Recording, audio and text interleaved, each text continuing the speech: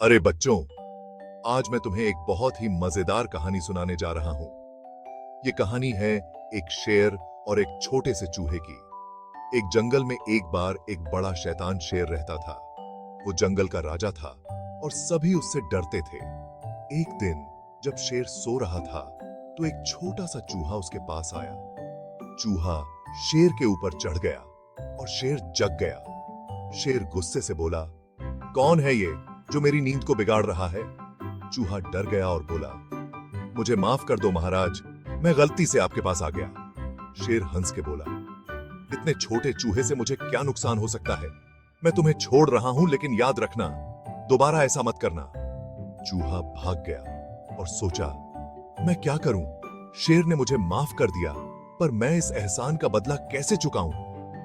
कुछ दिन बाद शेर जंगल में फिर से घूम रहा था।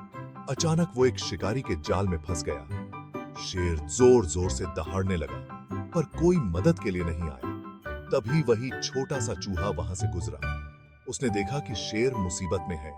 चूहा तुरंत आगे बढ़ा और अपने तीखे दांतों से जाल को काटने लगा। धीरे धीरे चूहे ने जाल को काट दिया और शेर को आजाद कर दिया। शेर बोला, तुमने मेरी जान बचाई छोटे।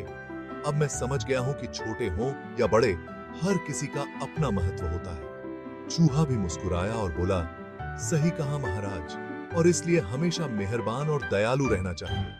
तो बच्चों, इस कहानी से हमें ये सीख मिलती है कि हमें हमेशा सबकी मदद करनी चाहिए, चाहे वो कितने भी छोटे या बड़े क्यों ना हो। आज के लिए बस इतना ही।